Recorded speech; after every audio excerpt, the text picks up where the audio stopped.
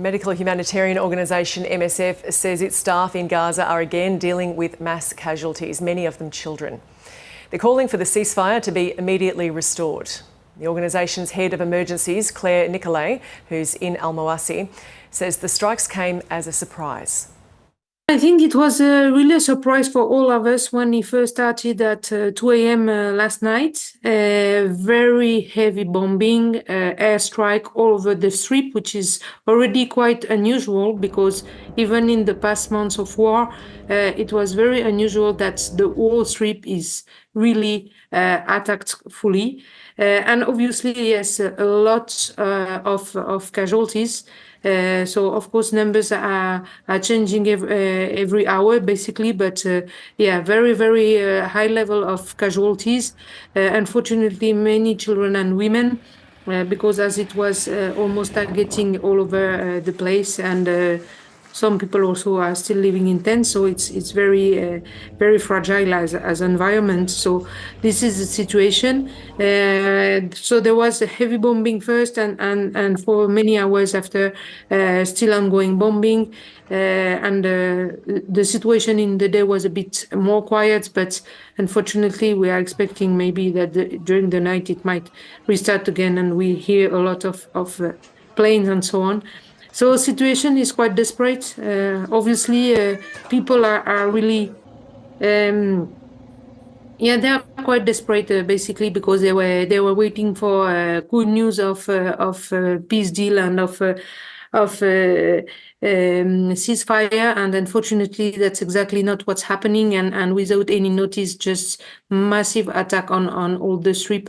So many people moving to go to find their families and so on. So yes, I think we are really quite back to a few months ago, and that's very difficult for the population and also for the health system, obviously. The ceasefire is said to be shattered. What had been happening on the ground since the truce began 2 months ago? So reality has been still very fragile, but for sure there was not the intensity of bombing as it used to be before. And for 6 weeks, we had some trucks arriving quite massively inside the Gaza Strip. So it changed a lot for the population because you could find things in the market, not that expensive, and so on. So in that sense, it was a game changer.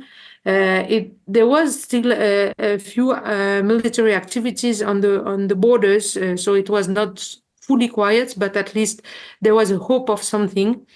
And there have been massive displacement again of the population. So a lot of the population went back to the north, which changed quite a lot because it means now that health structures, for instance, they are not ready in the north because most of the population were displaced in the south. So many hospitals, humanitarian work has been done in the south, but north, we were starting just now, we were restarting activities there.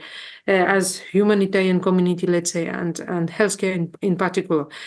So it means that we were just restarting, and even the population was resettling, even if it's in the rubbles, because the north is very destroyed. But at least a little bit of life was restarting. And already the first stop was obviously on 2nd of March when trucks stopped completely entering the Gaza Strip. So already market prices skyrocketing, and already market is starting to be very empty. And then, of course, this new phase, I would say, with this night massive bombing, unfortunately.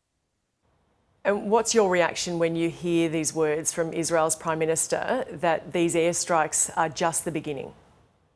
So I think everybody here is very stressed out and worried that we'll go back to carpet bombing, to destroying the few buildings still up, because unfortunately the level of destruction is always what is the most striking when you enter the Gaza Strip, because it's so massive that but unfortunately you can do more damage. You can continue killing more and more civilians. You can so there is this fear, I think, in the head of everybody that could be in that sense again like full war and total destruction. And of course, I think it's very difficult for the population at the moment to have this in mind and to restart the idea of having everyday bombs and not knowing what will happen and if they will keep their family alive, etc., etc.